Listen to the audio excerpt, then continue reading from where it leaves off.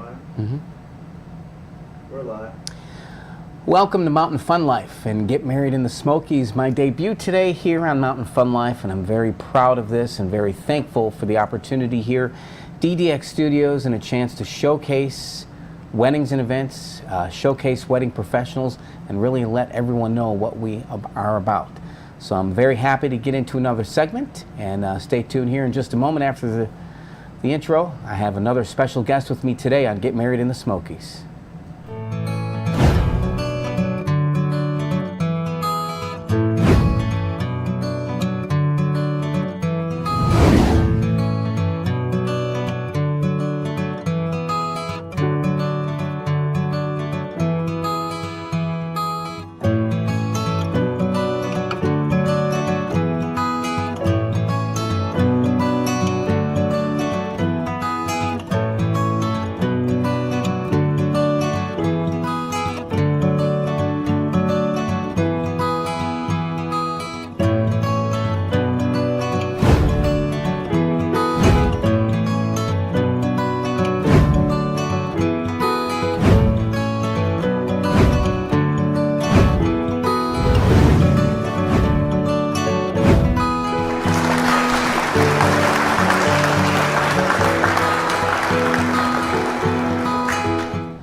Welcome to Get Married in the Smokies. Now, this is Monday, May 7th, so I'm very happy to have this opportunity. But that also means that wedding season is upon us. So that means a lot of people are now going to be coming here throughout the year to get married. And what better way to focus on that? What better way to get the information out there about our area than to have a show that'll segment that in the wedding professionals. So I'm very happy today to be doing this. A big thank you to Mountain Fun Life for giving me the opportunity, and of course DDX Studios. And my special guest, this goes right along with weddings, so Pastor Dale Workman. Thank you. Ron. How are you? Appreciate it. Pastor Dale owns Wedding Bell Chapel here in Pigeon Forge, and I thought this would be the perfect opportunity. So Dale, welcome to the show. Thank you. And for everyone, give me a little bit about where you come from. What's your experience? Well, I left home at 16, started full-time ministry, and we lived in Florida, so I went clear to Indiana, and never looked back. Okay. And in the midst of that, I traveled as a musician, and also Forgot to shut his phone off. No, it's off. I don't know who this woman is talking, though. Hold on. And so, I've never had that happen before. And that's why this is live TV. It's on vibrate. You said something was going to happen. Yes, we did. I feel like this was a setup. Gee whiz. So now you're, if my understanding correct, I've never heard you except for the little videos, but you're very much into gospel? Is that what I'm guessing? Yeah. I started playing the organ when I was 3 years old. Okay. Hammond organ.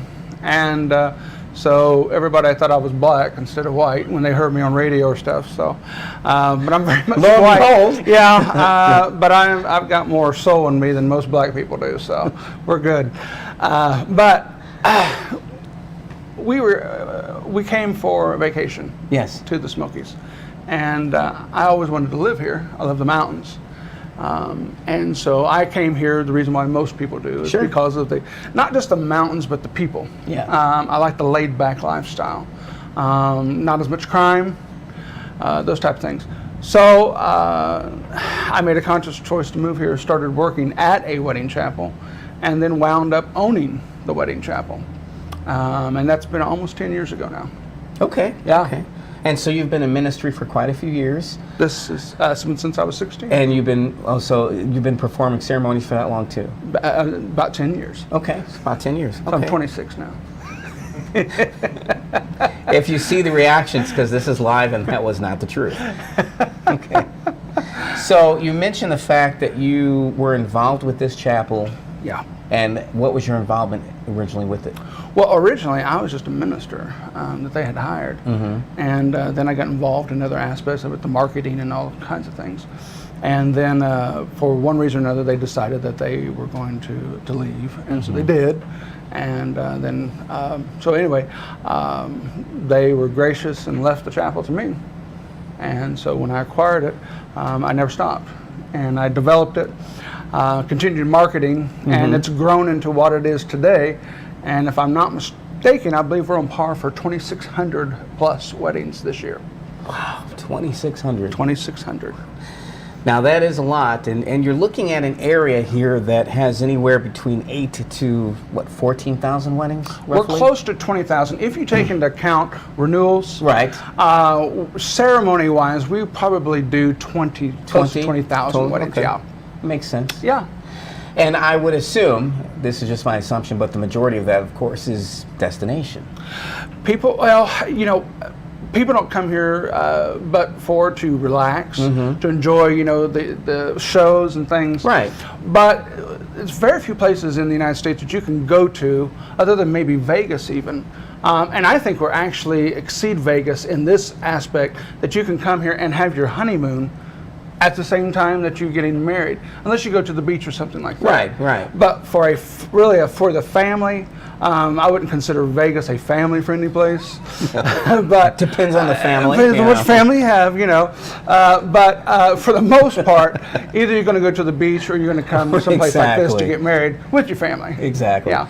And do you find that it makes it attractive too for elopement? Let's say a couple just wanting to come in and get out of town without a lot of hustle and bustle? I think so. Especially we have a lot of one-bedroom cabins, which help facilitate that, and then of course hotel. But for the longest time, the cabin industry really helped propel that. Sure. Because they wanted people to come, be out during the day, and then at night we were going to to go back and turn on the fireplace and be romantic Right. and whatnot. But things are changing in that respect here. We have some different nightlife things that are opening up Yes, that is in true. Gatlinburg, and so I believe that will change in the future. Now, what have you seen as far as, and we can go back a little history here, probably back in the 90s, you had probably more than 50 chapels that were in the area, and that number's dwindled. So if I had to guesstimate right now, I'd say maybe 15 to 20, maybe? Close to 20. Okay. Some of them, still open, but not really very many they do. And so, in my thinking, you can tell me if I'm wrong on this, but to me that would tell me that at least 20% of the business that comes here is still more geared for chapels. Would that be correct assumption? A little bit? I would say, but a lot of it is there was a consolidation. A lot of the chapel owners had a hard time adjusting. Okay. They had a hard time adjusting to the changing demographic of people that were coming to get married. It's still changing. Yeah. As the millennial generation comes up and their views of traditionalism, those things are changing.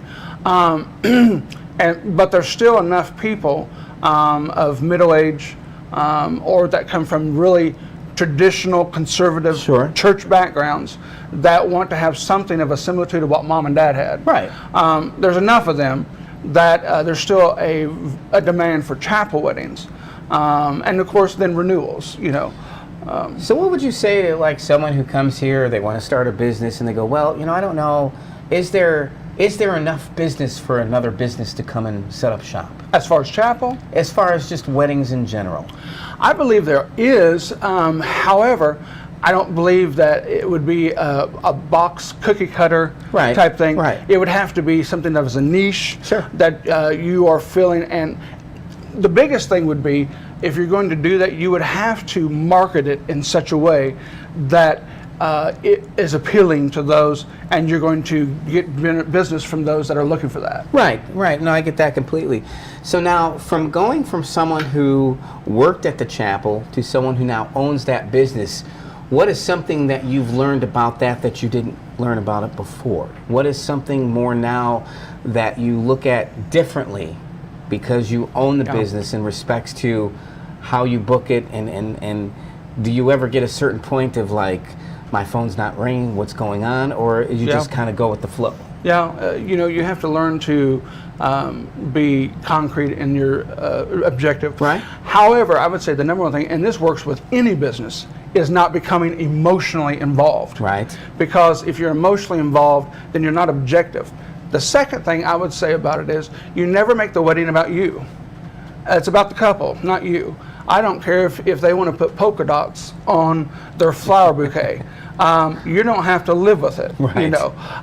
And so you have to be flexible. Those, I believe, that have not succeeded is because they made the business about them. Okay. They weren't able to make it about the couple. Sure, I get that. And so we don't, as you well know, working and doing weddings at the chapel, we don't tell them what they're going to do. Right. We allow them to have their wedding their way. Kind of like Burger King. We're the Burger King of chapels. You can have it your way, We're very happy with that. And the bright neon signs out front, not? Absolutely. Okay. So someone is shopping around and they're going on the internet, they're looking. How do they get a hold of you?